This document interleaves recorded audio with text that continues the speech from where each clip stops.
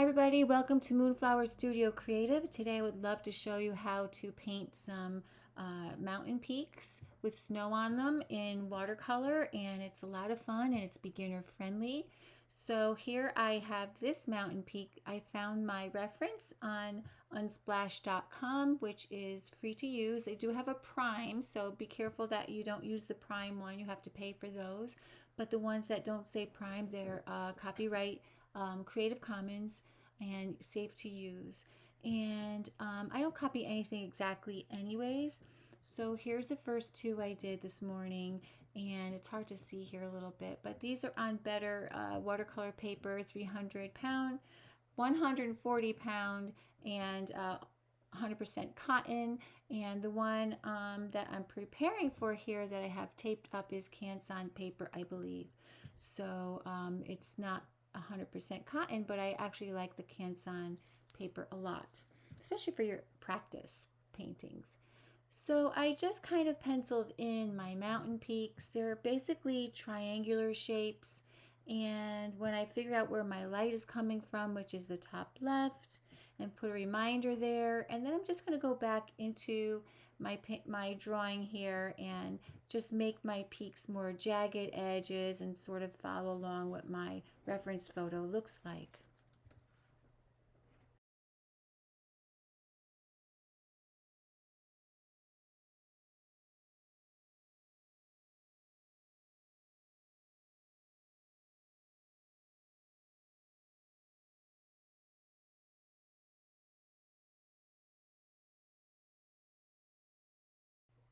All right, I finished drawing my design and I'm just putting in the finishing touches, and then I'm just going to go and erase it back a little bit so I can paint over it without the pencil lines really showing up in there.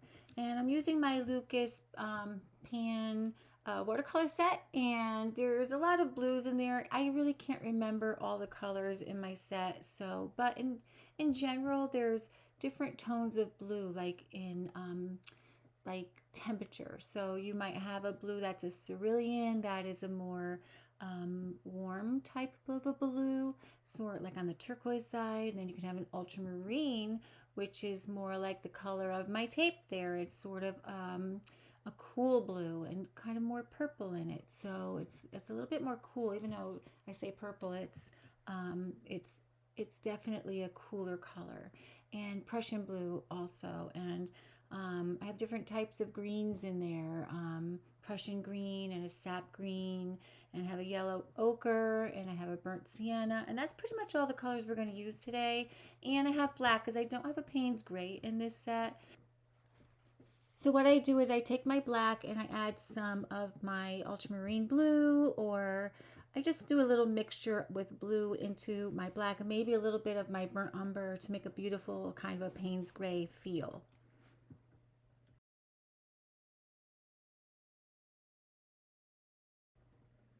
I'm painting in my sky with mostly the cerulean blue because it's a winter day and it seems like it's like a very calm day and it's the middle of the day. And my light source is from the left going down, and so that means your shadows are going to be on the right.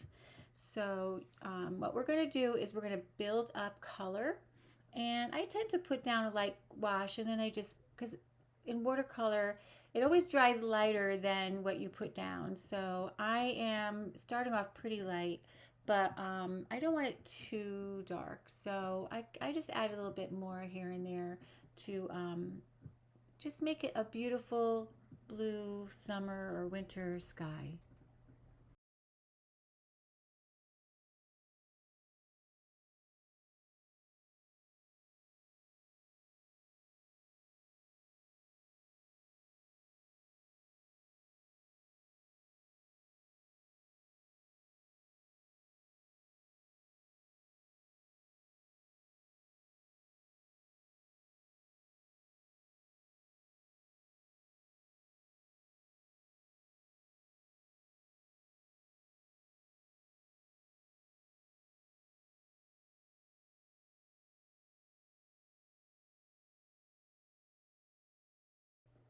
Here I took some of my sap green and maybe a little bit of yellow ochre together. And I'm just creating the foreground was a bunch of trees growing there. They were pretty much the like pine trees growing at the edge of these mountains.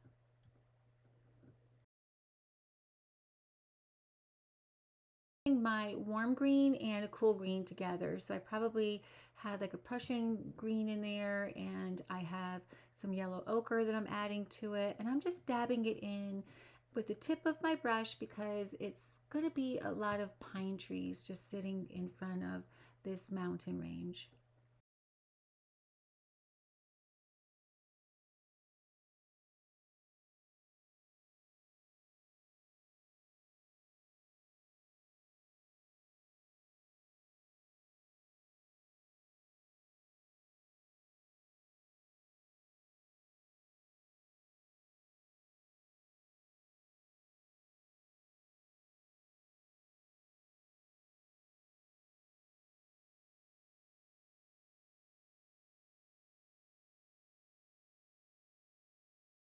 I'm going to take the same color I used in the sky and just add some more of the more cooler blues to it, which is probably my ultramarine. And just so it kind of works together, I kind of like to mix those colors together. And I'm just going everywhere I see some shadows on my reference photo. And I'm not being too neat because this is a mountain range and it's all rocks. So you don't have to be so tidy with it, but just generally get the blue to be in the shadow areas of the mountain range wherever you see them. And so that would be to the right of my mountain peaks here and any kind of like rock that might be sticking out. And I am just going to go all around and figure out where I think they should go. And like I said before, it's going to dry lighter. So this is our first application of this, and then we'll just keep adding on top of it a little at a time to build up our mountain range.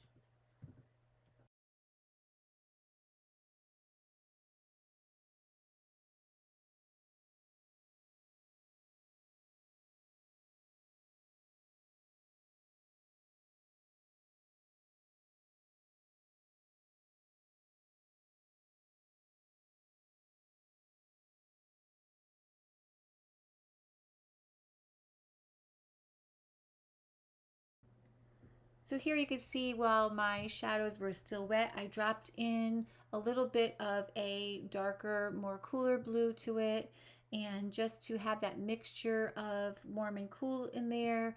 And I feel like if you look at any kind of snow, look at it carefully when the sun is shining, you'll see that the snow is kind of warm. It's a warm color. Sometimes you'll see a little bit of, yellow in there, or a little bit of peachy colors in there, but the shadows almost always are blue, and the blue side, they're cooler.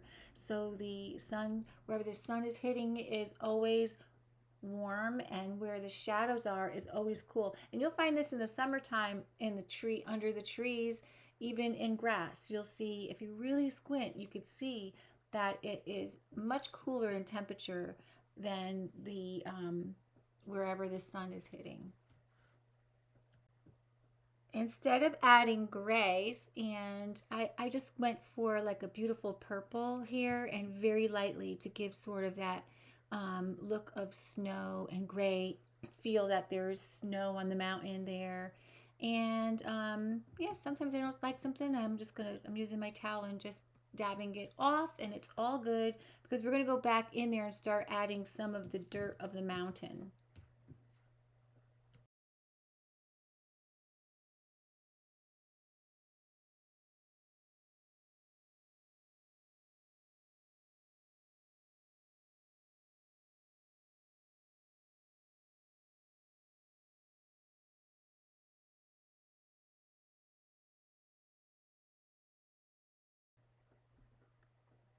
Once you're pretty happy with where you placed your shadows and your snow, and you could see some form coming out, we're going to start adding some texture to the mountain. And I started dabbing here some trees, and there was some trees starting to grow up the side of the mountain there.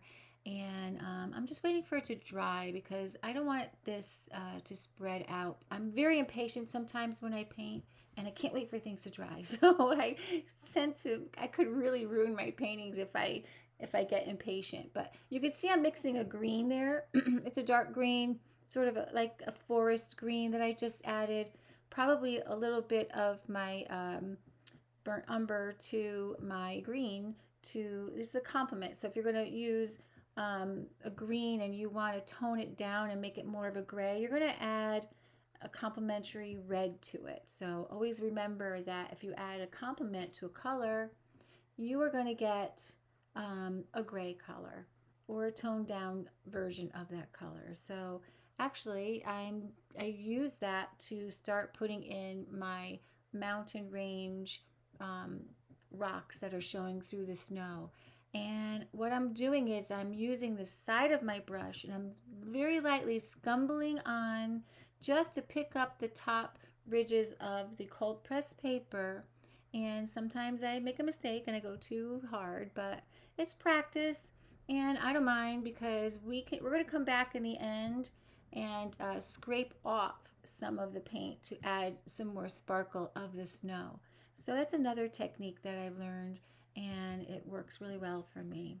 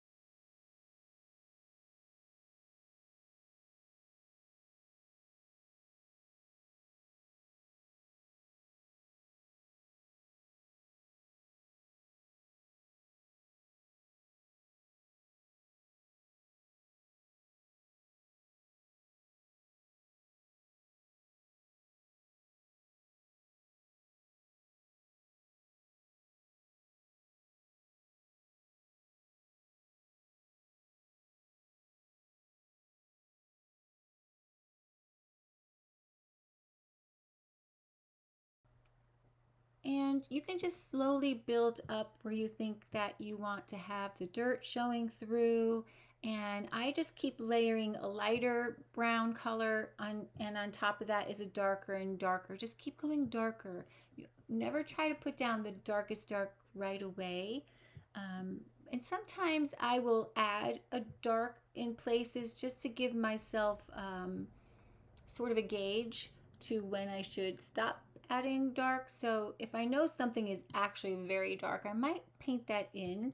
And this way I know what the other values are going to be. But in this case, I think it's just best to just build them up one value at a time or a few values at a time. And just be very loose with your strokes. And it doesn't have to be perfect. And that's what I like about this painting. It's actually pretty easy and you could be messy and it's going to still look great.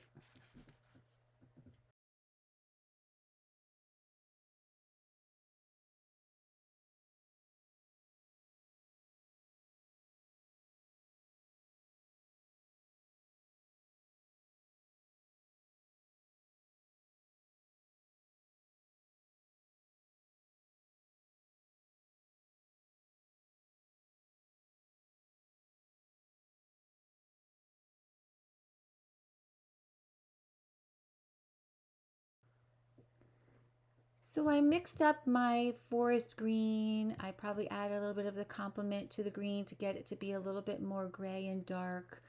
And I just want it kind of a cool dark green.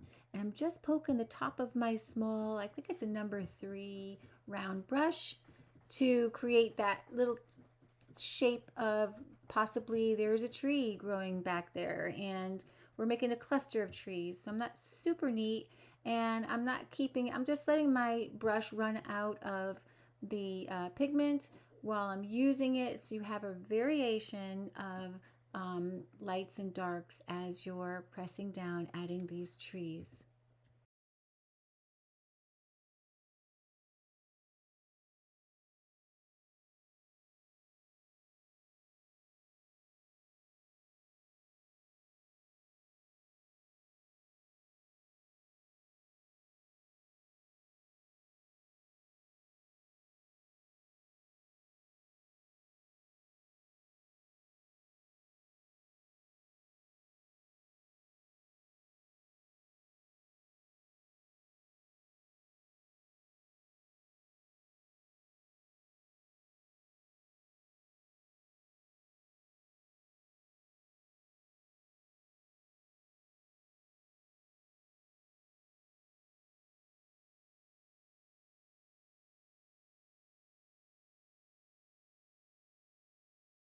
that's pretty much the edge of the trees, and then I made sort of a solid for the massive trees. And we'll go back in there after it dries and add some little tiny dots of darker value to just bring it out, because you don't want to paint every single tree or every single blade of grass. You just want to have the impression of it being there, and your eye's going to fill in the rest and your brain's going to fill in the rest. And this is the way you express yourself. So if you love super realism and you want to go in and paint every single tree, then you should do that. But I am more of an impressionist kind of a painter. I love pastel and I paint like impressionistic pastels, and my watercolors are also more impressionistic, not super realistic. And I can paint realistic, but I truly enjoy just like throwing the paint down and seeing what happens with it, because the beauty of watercolor to me is how the surprise, how it mixes itself, how it just like something fun can happen. And you might think it's a mistake, but then you turn around, it's like quite beautiful. And just seeing what it does and just playing with it, it's just so much fun.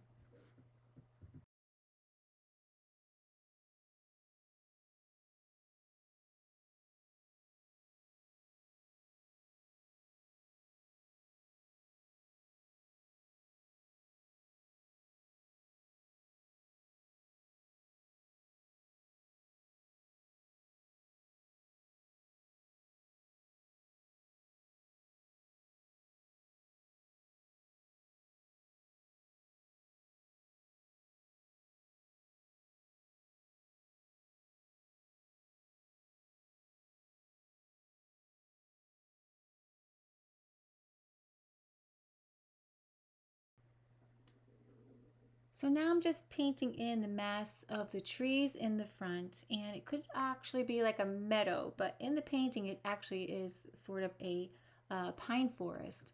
So, but I'm gonna do, I just added a lot of like yellow ochre and a little teeny bit of that reddish brown to, just because there's green there and red is the complement, it's just gonna make it sparkle just a little bit more, adding that teeny bit of red. Some artists even, like if they paint green, they'll splatter that red into the grass, because they know that those two complements together, they're not mixed together, they're sitting next to each other, and they are going to make the other one just be looking so much more sparkly and fresh in a way, because they are going to work off of each other optically.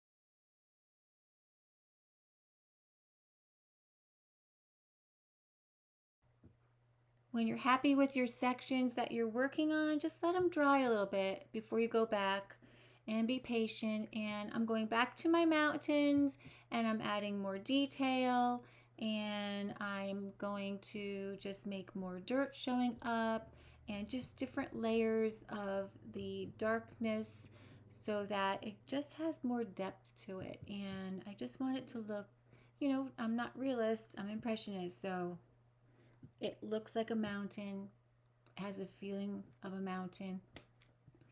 And then when this is completely dry, I'm going to take my razor. I'm just going to scrape out a few highlights of the white back into those areas because it got slightly overworked, and I never worry about that stuff. It's just like, okay, this is learning, and I'm older, and I'm like, my hands are shaky, so it's not, it's just, we're human, and we're just going to work with it, and just keep adding to it, and enjoy your process.